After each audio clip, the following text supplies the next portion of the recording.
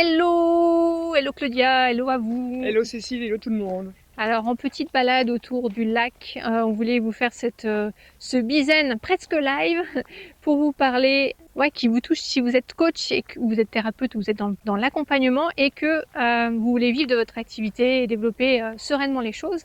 Et on voulait vous partager un petit peu, après 11 ans L'expérience. d'entrepreneuriat, d'expérience, comment nous, on démarrait, on referait les choses presque de zéro si on devait recommencer. Pour aller plus vite. Pour aller beaucoup plus vite et aussi avoir de la sérénité. C'est-à-dire, on peut aller vite et se brûler les ailes, tu vois. Aussi, ouais, c'est vrai. Moi, je connais pas mal de coachs qui ont des méthodes très efficaces, mais pour les implémenter, c'est compliqué quand tu as une vie de famille, quand tu as une vie de couple, quand tu as aussi envie d'avoir, quand tu as des enfants, quand tu as envie de faire des choses à côté. Donc, le but, c'est de pouvoir jouer avec les deux tableaux, c'est-à-dire de mettre en place ton activité sereinement et en même temps profiter aussi de ta vie, quoi. Qu'est-ce que tu ferais toi Cécile en premier justement? Alors moi, la première chose que je ferais déjà, c'est de me poser sur mon pourquoi, mes valeurs, qui je suis, mais pas juste de manière un peu théorique comme ça.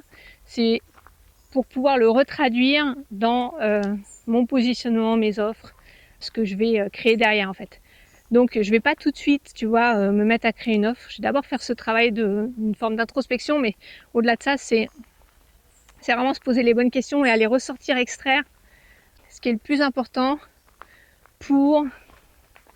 Je suis essoufflée rien qu'en portant la perche, c'est grave. Hein.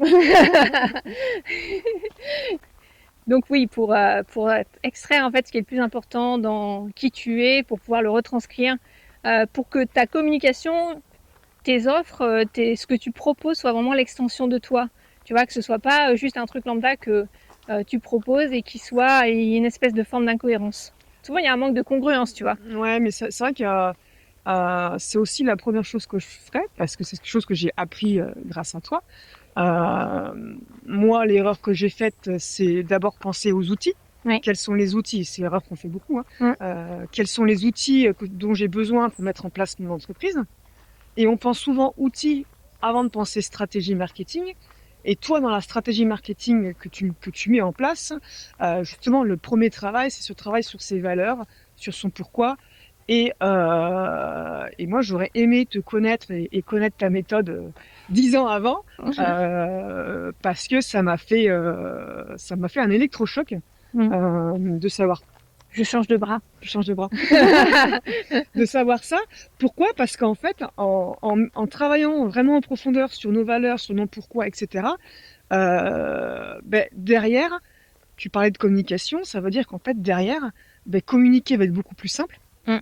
Prospecter va être beaucoup plus simple, puisque quand vous allez être très clair avec qui vous êtes et derrière créer vos offres vont être très claires, on a vraiment plus l'impression de vendre, en fait. Oui. Ça coule de source.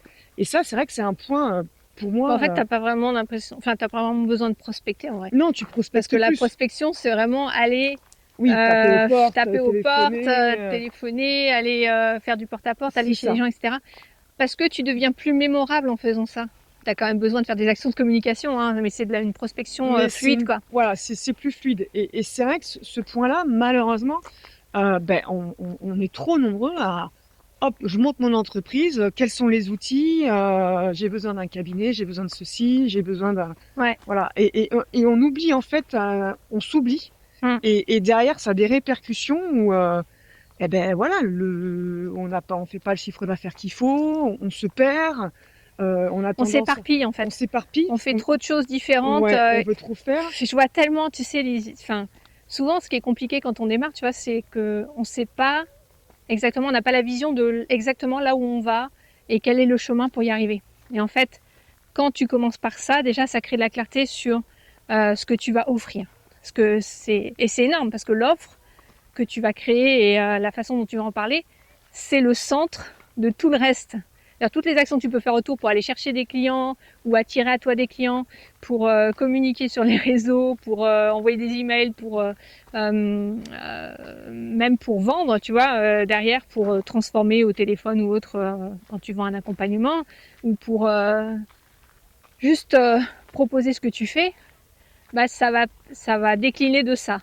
Donc si tu fais ce travail en amont, bah, ça crée une clarté énorme et ça rend efficace en fait tout ce que tu vas mettre derrière en fait. Sinon c'est comme si c'était ça désactivait complètement l'efficacité de ce que tu vas proposer et tu vas partir dans tous les sens, quoi. C'est un gain de temps.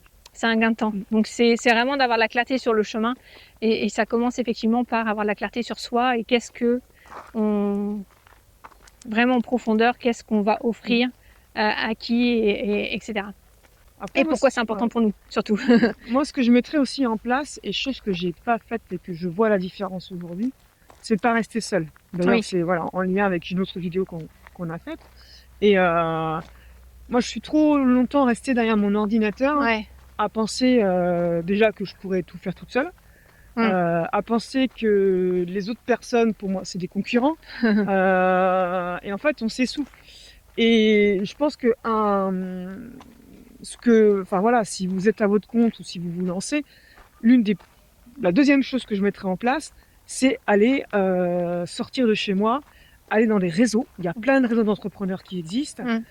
Participer à des événements, des forums, des conférences, des visios, des masterminds en lien avec votre activité par exemple. Voilà, vous bougez et ne pas rester seul. Ah, c'est vrai que cette idée de ne pas rester seul, elle est essentielle pour moi aussi. Mais moi, c'est marrant parce que c'est là où l'importance, tu vois, de faire ce travail d'introspection avant. Oui. C'est que la façon dont moi je la matérialise, c'est différent de toi. Par exemple, moi, j'ai jamais eu ce que tu disais, l'impression que les gens qui faisaient la même chose que moi c'était des concurrents. D'ailleurs quand j'ai démarré dans la parentalité, j'avais créé un sistermind, on avait créé un sistermind avec mes copines qui faisaient la même chose que moi dans la parentalité et on s'aidait, tu vois, c'était pas des concurrentes, c'était des amis quoi. Et voilà, j'ai jamais eu ça, mais par contre j'ai la même envie d'être avec des gens, tu vois, d'avancer avec des gens, comme tu dis, ça a été le jour où j'ai commencé à faire des partenariats avec ces personnes et à m'entourer, même aller à des... Ah, c'est cool, tu prends le verre. Ouais, j'ai pas envie, je vois que tu souffres. Ça paraît bête comme ça, mais la tenir un bout de bras, c'est pas facile. Ouais, parce que la perche est légère, mais le téléphone, il pèse un peu. C'est ça. Et le jour où j'ai commencé à faire ça, bah, c'est là où mon activité a décollé. Et en fait, pendant une année, comme tu disais, tu vois, la première année ou même 2 ans, parce que la première année, j'avais lancé un blog sur l'écriture de livres pour enfants, qui a été un flop complet. J'avais pas d'idée de ce que j'allais vendre derrière, tu vois, ça n'avait aucun sens. Après, j'ai lancé mon blog sur la parentalité et j'ai mis 1 an avant de ma première formation. Je me souviens. Et en fait, tu vois, j'étais seule, en fait. Mais j'ai commencé à me former et à m'entourer de gens. Et là, ça a tout changé. Mais quand je dis tout changé, je suis passée de, pas 0 de chiffre d'affaires, mais pratiquement quoi. Enfin, je faisais pratiquement rien au départ. À la première année, je crois que j'ai dû faire au bout d'1 an et demi ou 2 ans, 2 ans, pardon, je faisais 56 000 € de chiffre d'affaires avec des produits que je vendais à 97 ou 100 €, tu vois. Des petits produits. Des petits produits. Parce que j'ai commencé je me suis entourée, ça a tout changé pour moi effectivement. Et surtout je me suis formée aussi. Oui. Parce que quand tu glanes des informations, hélicoptère.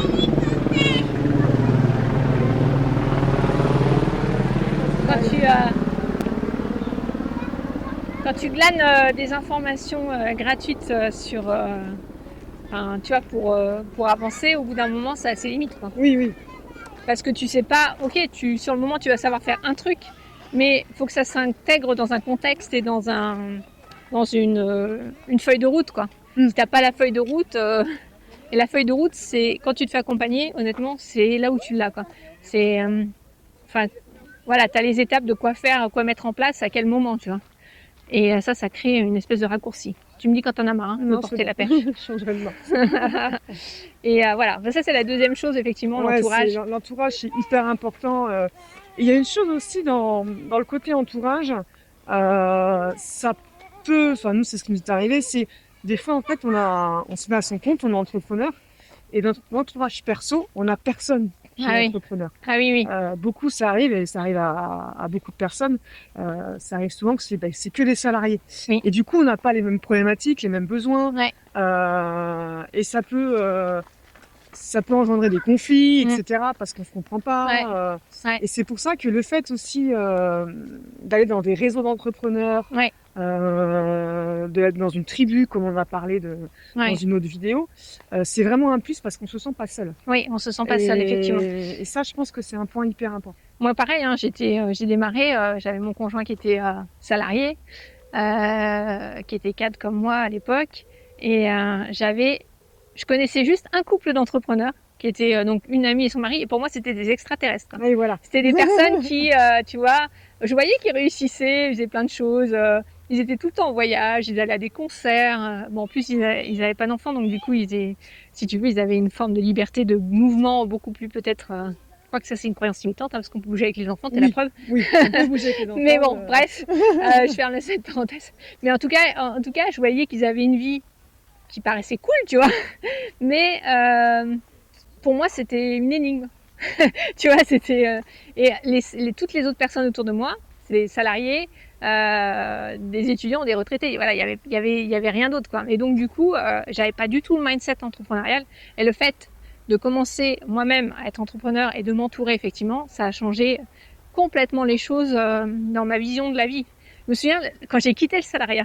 Tu sais, c'est tout d'un coup, tu as une espèce de sentiment de liberté immense, en fait. Ouais, tout d'un coup, tu te retrouves, tu étais dans un bureau de je sais pas quelle heure, enfin de 8h, moi j'étais de 8h à 18h, grosso modo, 18h30 ou 19h même, parfois. Et en fait, tout d'un coup, tu te retrouves avec tout ton temps qui est libre. Et là, tu dis, ok, je fais quoi maintenant? Donc, je faisais des tâches, hein, mais des tâches à la noix, quoi. Tu vois, genre, j'allais refaire 10 fois un logo. Alors ça, on va en venir après. Donc, en fait, le problème de ne pas être entouré, c'est que tu vas faire des tâches qui sont inutiles, voilà, ou qui te font plaisir, parce qu'on a l'impression de faire des choses, mais mais tu fais un petit peu ce qui t'arrange ou ce que voilà, mais c'est pas forcément les choses qui payent. Je pense qu'on est tous passés par là. Et je pense que c'est une erreur aussi qu'on fait, notamment là tu parles de logo. Donc là on peut parler d'outils en fait, quelque part. Ouais. Voilà, quand on lance une entreprise, on va se dire, ok, il me faut un logo, il me faut des cartes de visite, il me faut un site internet, il me faut ceci, cela. Et puis, alors j'ai pas dit que c'était faux, hein, c'est pas ce que j'ai dit, hein, mais comme tu dis, c'est la cerise sur le gâteau, quoi. On va peut-être passer un mois à créer ses cartes de visite, son logo, etc. Et en attendant, on va pas bosser sur ses offres et on va pas communiquer. Alors, j'ai pas dit qu'il fallait pas de logo. Ça, c'est pas ce que j'ai dit. J'ai pas dit qu'il fallait pas de site, puisque je vends des sites. Mais sites intelligents, c'est différent. Mais en fait, ce qu'il faut penser, c'est que c'est pas parce qu'on va mettre du violet à la place du jaune. Enfin, en fait, on va passer trop de temps à faire ce genre de tâches, notamment au niveau du design. Je le vois encore et encore, qu'on perd beaucoup trop de temps. Moi, ce que je conseille vraiment, c'est aujourd'hui, il y a des outils qui nous permettent de faire du design rapidement avec des modèles qui vont très vite. Oui, comme Canva. Voilà. J'ai pas dit passer par un pro, c'était inutile. Mais moi, ce que je conseille plutôt de faire, c'est ensuite au niveau de votre chiffre d'affaires, c'est commencer avec des choses simples, gratuites. C'est pas le beau qui va faire vendre. Ça, faut vraiment y penser. Oui, c'est souvent même le moche qui fait vendre. La plus belle carte de visite, le plus beau site, le plus beau logo que vous allez vendre. Donc moi, ce que je conseille de faire, c'est de faire des choses. Alors, hyper simple. Alors, me faites pas un sapin de Noël, c'est quelque chose que je dis souvent au niveau de mes clients. Mais derrière, à chaque fois que vous rentrez un contrat, vous prenez un pourcentage de votre chiffre d'affaires que vous gardez dans la communication. Pour plus tard, au lieu de dépenser de l'argent de suite que vous n'avez pas, en général on n'a pas grand-chose, au début quand on commence, c'est de garder ce pourcentage de chiffre d'affaires et du coup, au bout d'un moment, passer par un professionnel, parce que j'ai pas dit que c'était inutile un pro. Hein. Moi la première, c'est un pro qui m'a fait mon logo, etc. Et passer par un pro quand votre chiffre d'affaires vous le permet. Ça, c'est une autre étape. Mais au début, ne passez pas 3 plombes à choisir votre typo, votre logo, etc. En fait, tu vois, Claudia, ok, mais en fait, c'est parce que les gens, ils ont peur. Tu vois, pourquoi ils font ça, en fait? Oui. Parce que déjà, ils savent pas. Enfin, souvent, c'est parce que les actions qui sont les plus payantes, ça fait peur. Par exemple, les actions les plus payantes, ça va être apprendre à écrire, déjà répéter les mêmes actions plusieurs fois, et souvent ça saoule les gens un petit peu, mais en même temps il y a des actions incontournables dans l'activité à faire. Quand tu veux communiquer, si tu répètes pas ton message à plusieurs reprises avec des angles différents, donc ça, nous, on accompagne pour savoir le faire, tu vois, mais ça demande quand même que les gens ils le mettent en place et qu'ils le fassent. Donc ça, c'est des actions, on va dire, qui peuvent être un peu rébarbatives pour certaines personnes. même si nous, on a des options pour automatiser et faciliter la mise en place de ça, mais il y a quand même des choses à mettre en place parfois que c'est pas les choses les plus fun, entre guillemets, à faire. Et en même temps, les actions pour vendre, avoir des gens au téléphone et leur vendre un accompagnement, bah ça peut faire peur quand tu l'as jamais fait, tu vois. Alors que faire un logo, bon, t'es tranquille derrière ton écran, tu vas choisir tes petites couleurs jolies. Oui, c'est vrai. Et donc ça fait pas peur. Tu penses qu'en fait, les actions qu'on fait comme ça, qui vont nous faire perdre du temps, c'est à la fois pour la peur? Il y a deux choses. Je pense qu'il y a un truc où on pense que c'est indispensable. Parfois, enfin, certaines personnes pensent que c'est important d'avoir un site internet lambda, je parle pas d'un site intelligent, mais enfin ils pensent que c'est indispensable d'avoir un site internet et ils pensent que c'est indispensable d'avoir des cartes de visite et un beau logo. Voilà, ça ils pensent que grâce à ça, ça va donner une image professionnelle. Et moi je dis que c'est souvent tout l'inverse, mais au départ en tout cas, et que le plus important c'est pas ça. Le plus important c'est de crafter un message qui te ressemble et qui va faire en sorte que tu vas pouvoir parler de toi et de ton activité et de ce que tu fais de manière cohérente et qui captive l'autre ou qui attire les personnes. Et derrière, d'être en conversation avec eux pour vendre. Et ça fait peur quand tu l'as jamais fait. Et honnêtement, moi, quand j'ai démarré, si tu m'avais dit que j'allais vendre des trucs au téléphone, j'aurais dit mais ça va pas, non? Tu sais, j'avais l'image des gens, les gens qui t'appellent là et qui te disent bonjour, c'est ça. Vous êtes bien propriétaire de votre maison, vous savez qu'on a des aides de l'État pour l'énergétique. mais moi je disais mais c'est pas moi, je veux pas faire ça. En fait, ce qui est drôle, c'est que aujourd'hui je fais ça et j'y prends du plaisir parce que je suis en conversation avec un être humain en face et que finalement je m'intéresse à lui et je lui pose des questions et pourquoi j'ai appris à le faire aussi j'ai appris à le faire. Oui, mais aussi parce que tu as fait la première étape qu'on disait. Ça a pris du temps sur ton pourquoi, tes valeurs. Oui. Et aussi, il y a une étape qu'on n'a pas parlé. Je pense que la troisième étape, c'est en fait définir ton offre. Oui, clairement. J'allais y venir après. L'offre, elle est au cœur. Mais l'offre, justement, elle découle de ce qu'on a dit. La première étape qui est la plus importante pour moi, c'est vraiment de travailler sur toi, ton pourquoi, etc. Et de traduire ça dans l'offre. Et quand tu as une offre, et tu n'as pas besoin de 50 offres, tu vois. Moi, je vois, il y a des gens, il y a même des personnes qui sont venues à nous et qui avaient, je me souviens d'une personne, elle avait peut-être une vingtaine d'offres. Ouais, je pense. Enfin, 15-20, je dirais. Ouais, plus d'une dizaine, quoi. Ouais. Et en fait, le problème de ça, c'est que c'est autant de dispersion d'énergie. Si tu regardes bien, parmi toutes les offres, il y en a peut-être 2 ou 3 max qui sont vraiment... Et encore, il n'y avait même pas... Non, je dis des bêtises parce que quand cette personne est venue à nous, on a tout retravaillé et je me souviens que les premiers temps, ça l'a beaucoup perturbé parce que on était en train de remettre à plat tout et qu'il y avait finalement aucune offre qui correspondait à qui il était vraiment et qui cette personne était et est-ce qu'elle avait envie de transmettre. Le problème, je pense qu'on est aussi un peu tous pareils. Quand justement on est en train de créer son entreprise, qu'on crée les offres, on veut répondre à tout le monde. Donc si on n'a pas fait le travail sur notre pourquoi, qui on est, etc., du coup on ne sait pas réellement avec qui on veut travailler. Et donc du coup on fait tout un panel d'offres. Moi la première, c'est ce que j'ai fait aussi. Pour me dire, ok, je suis dans mon domaine d'activité, forcément on va regarder un petit peu ce que c'est les concurrents, enfin les confrères, etc. Et du coup, ok, il faut que je réponde à tous ces gens. Donc je vais faire autant de... Tu veux que je prenne ou ça va? Oh non, je vais changer de main.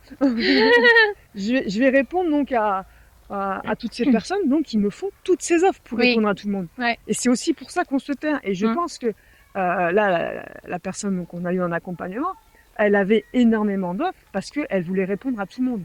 Et au final, elle se perdait elle-même, puisque quand on a travaillé sur son pourquoi et ses valeurs, ses offres n'étaient pas du tout en adéquation avec ses valeurs. Non.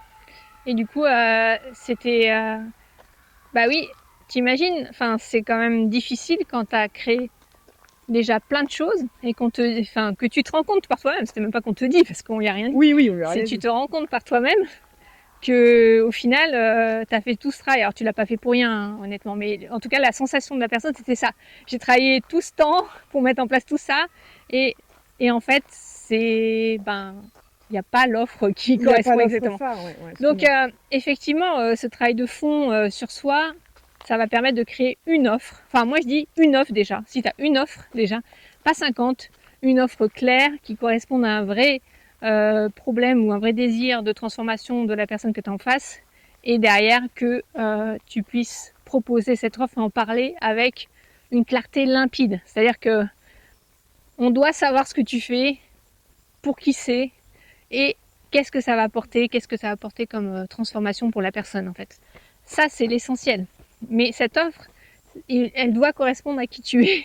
Elle doit correspondre. Enfin, quand je dis qui tu es, c'est pas, tu vas pas mettre toute ta vie dedans. Oui, femme Mais de tu vas. 43 ans, non, c'est un peu différent. Ouais, non. Alors ça aussi, les histoires d'avatars, là, c'est un truc qui m'a toujours gonflé. Ah, on pourrait faire la après. Ouais, franchement, les avatars, trouvez votre client idéal avec des Avatar, données démographiques. Voilà, avatar, persona, c'est quelque chose que vous entendez certainement parler quand vous vous mettez à votre compte, et notamment dans ce qu'on appelle la stratégie marketing, quand vous cherchez des formations, quand vous regardez sur Internet, vous allez retrouver ce terme, il faut cibler, il faut nicher, et il faut créer votre avatar et votre persona. Alors moi, avant de te connaître, hein, j'en ai fait, j'ai fait une formation là-dessus, et en effet, des formations là-dessus. elles sont souvent ciblées sur un avatar. Ça va être une personne avec des données démographiques, homme, femme, âge, lieu géographique, domaine d'activité, voilà, des choses un peu comme ça. Sauf que quand vous faites le travail avec Cécile, c'est pas du tout la même chose. Alors on peut aussi mettre des données pour vraiment créer un profil type. On l'a fait aussi. On l'a fait aussi, dans la formation. Mais un avatar, c'est beaucoup plus profond que ça. Parce que si vous restez sur des données démographiques, ça va pas du tout correspondre à vos valeurs, votre offre.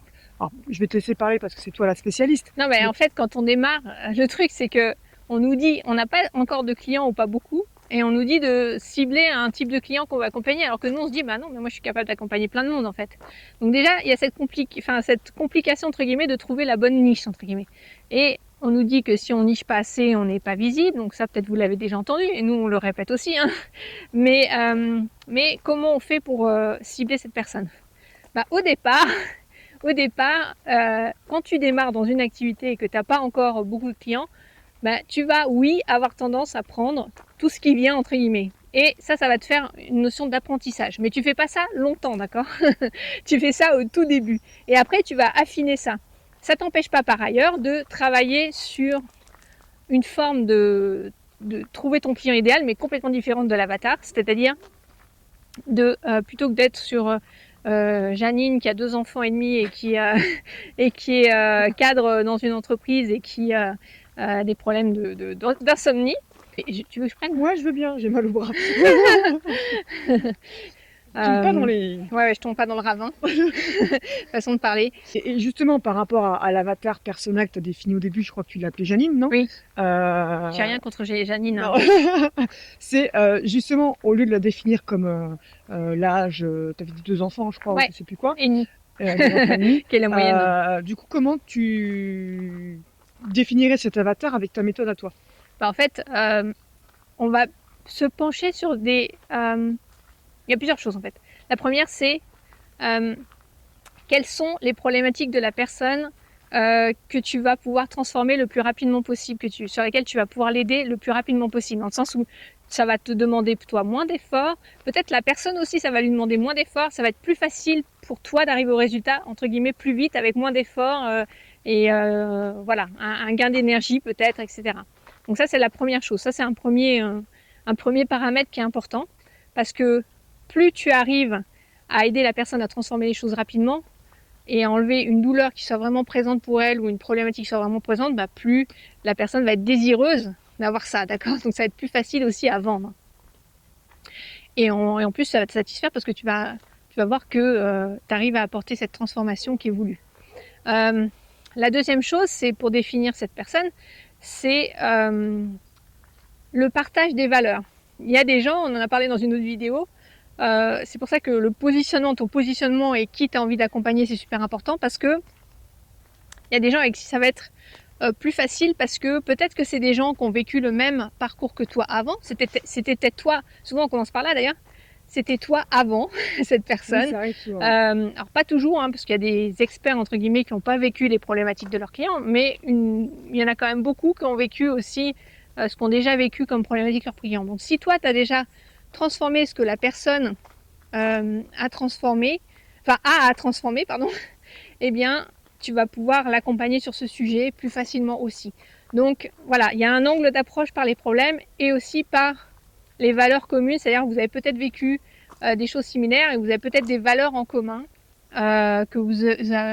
qui résonnent avec la personne et qui résonnent pour toi. Donc par exemple, moi j'aime bien accompagner les professionnels du bien-être, mais j'aime bien aussi que ces gens-là, particulièrement les gens qui sont pragmatiques. Pourquoi ? Parce que moi j'ai un côté très pragmatique, j'ai un côté un peu qu'on pourrait dire qualifié de perché, et j'assume totalement, c'est cool. Je confirme. Comment ça ? Mais j'ai aussi un côté pragmatique. J'aime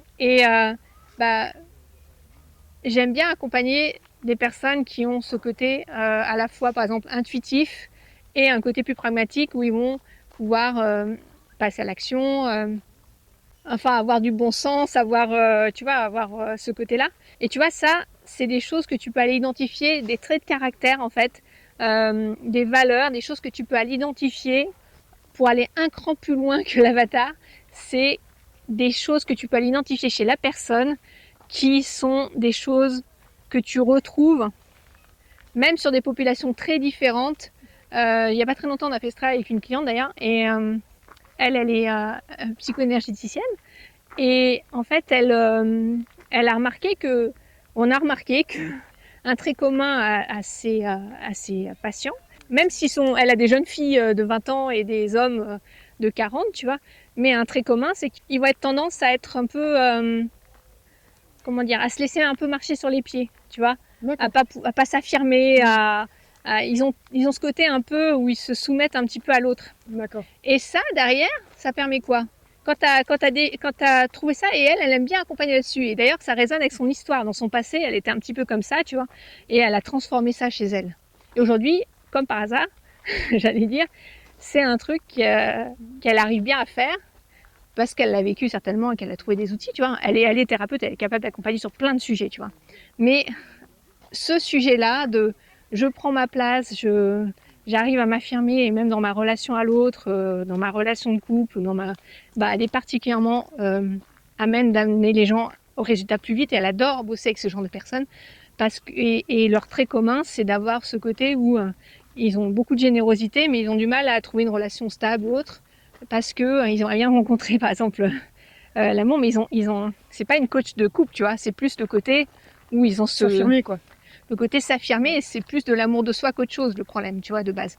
Alors, et donc, j'allais te couper parce que ce qui est intéressant dans ce que tu dis, c'est que on parle souvent qu'il faut nicher, cibler dès qu'on se met à son compte. Oui. Et là, par exemple, ce que tu as dit, c'est que au fur et à mesure qu'elle a eu des clients, elle s'est rendue compte qu'il y avait un trait commun. Oui. Donc c'est ça aussi qu'il faut se mettre dans la tête, c'est que oui, il faut nicher, cibler, mais c'est pas forcément évident au début.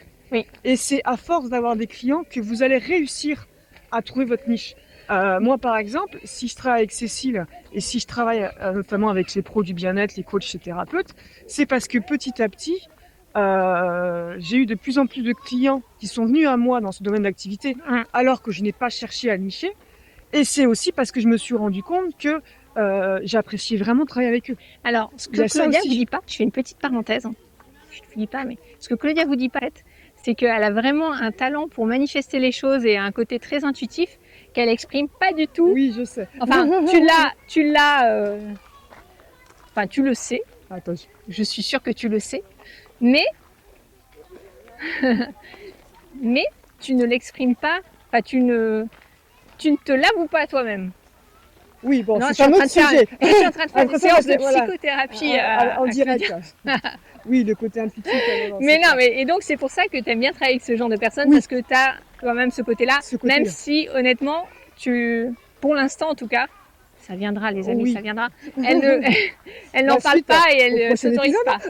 Exactement. Donc, mais pour reprendre, en fait, voilà, c'est ça aussi, il faut nicher, il faut cibler parce que, tu le dis souvent, si on parle à tout le monde, on parle à personne. Ouais. Ça, c'est vrai. Mais il ne faut pas non plus aussi vous inquiéter si vous débutez. C'est aussi au fur et à mesure que vous allez avoir des clients que vous allez approfondir. Et si vous nous écoutez et que ça fait justement quelques années que vous êtes à votre compte, eh ben, profitez-en peut-être aussi là pour vous poser et vous dire, ok, dans tous mes clients, est-ce qu'il n'y a pas un trait commun, quelque chose, et qui derrière m'anime aussi quand je travaille avec eux. Ouais. Et par rapport à ça, ben, c'est là qu'il faut approfondir. Tu vois, il y a un trait commun ici dans le parc. Il y a des chiens partout. Non, oui, mais il n'y a pas n'importe quel chien. Alors, j'ai ma théorie un peu démontée aujourd'hui, quand même, un petit peu. Mais j'ai la théorie qu'autour de ce lac, il y a souvent des chiens tout petits. Oui, c'est vrai, ils sont tous tout petits. C'est pas la première fois que je remarque ça. Bon, bah voilà, j'ai trouvé un dénominateur commun à mon avatar chien au lac Marion.